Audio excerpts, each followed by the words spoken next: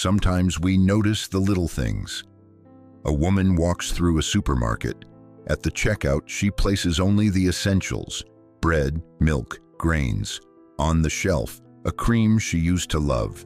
Expensive but fragrant, like a reminder of who she once was. She picks it up and puts it back. She saves money on herself. When a woman starts saving money on herself, it always means one thing, and it's not about money. Sigmund Freud once said, "We lose so much by suppressing our desires, the real deep ones, even if they're simple." A woman who constantly puts others above herself isn't just denying herself things. She's denying herself the right to be beautiful, to be tired, to be vulnerable, to be desired. Freud believed that suppressing desires leads to inner conflict, and constant self-sacrifice is just another form of aggression, directed inward. You're not saving on shampoo, you're saving on self-love. You're not postponing a trip, you're postponing life. Alfred Adler believed that many women, exhausted and worn down, once heard they had to be convenient. That happiness means everyone is satisfied, except for them. And now, years later, they can't even buy themselves a new dress. Not because there's no money, but because they don't feel entitled to joy. They feel they haven't earned it. Adler said it doesn't matter who you were, but who you've become. That the choice to be a victim or a creator is made every single day. And here you are, standing at the shelf, looking at something you like. And if, at that moment, you hear a voice whisper, "You don't need this," stop. Ask. Says who? Erich Fromm wrote, "Love is active care. It is knowledge. It is respect. It is responsibility." A woman often thinks that love means giving everything down to the last drop. But Fromm insisted you cannot love others if you haven't learned to love yourself. Because otherwise it's not love, it's an exchange. You hope that by giving you'll receive in return.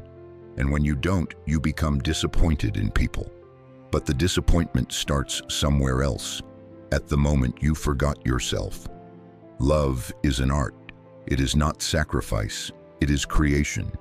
First, of an inner garden, where you water the flowers of your soul, and only then of everything else. Fromm would say, if you don't take care of yourself, you teach no one to take care of you.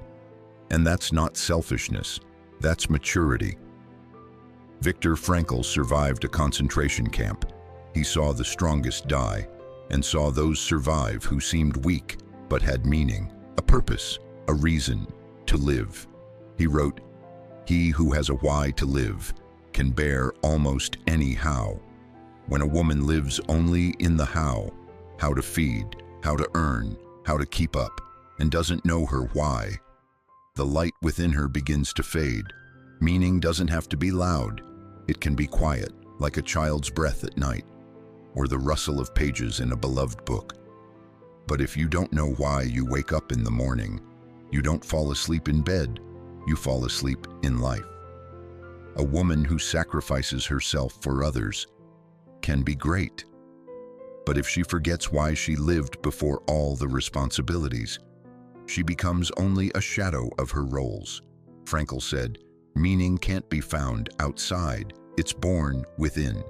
When you simply walk down the street and feel that you exist, and that is already enough."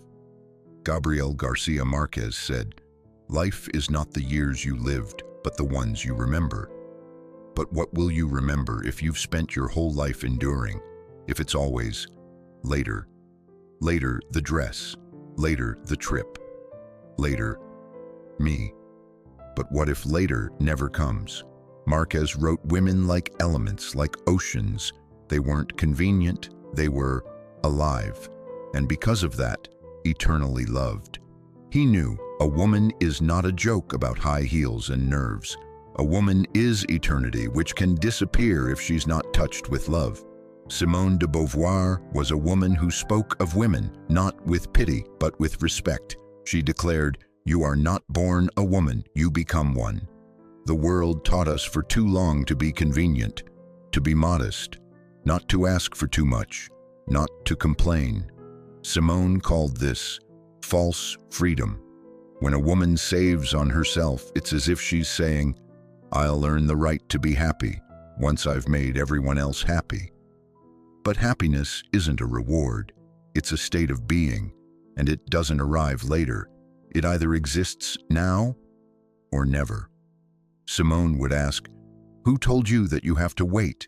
Wait for the kids to grow up, for the husband to change, for the money to appear, for youth to return.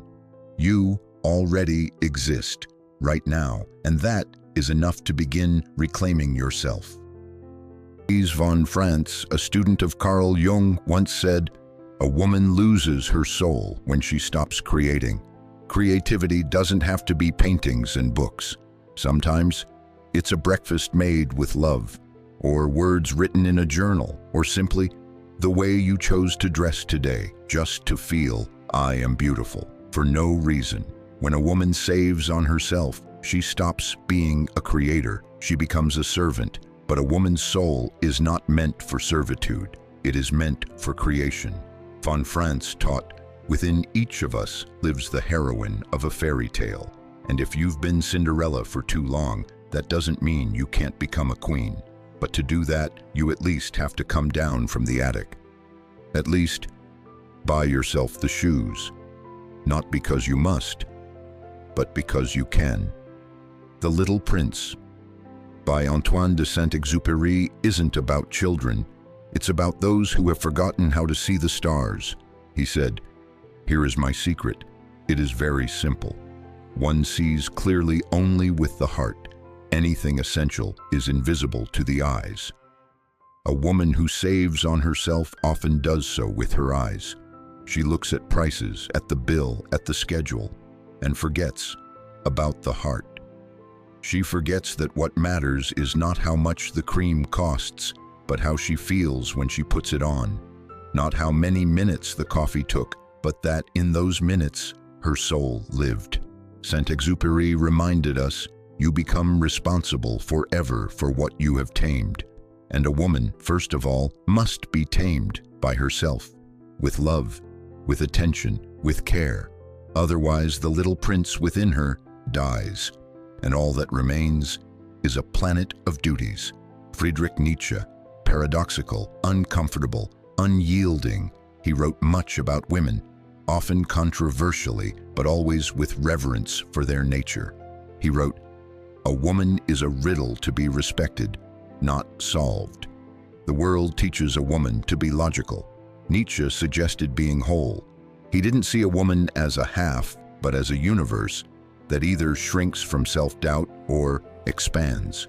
Nietzsche said, become who you are, not who they expect you to be, not who the ads portray, but the one who, once in childhood, looked at the sunset and dreamed of something her own, something vast, unspoken. You didn't become weak, you just became forgotten, but you can remember yourself. When a woman saves on herself, it speaks of one thing. She has forgotten that she matters, that she is not a function, not an accessory to her family, not a line item in the budget. She is a soul. She is the center of life. And when she stops blooming, everything around her begins to wither.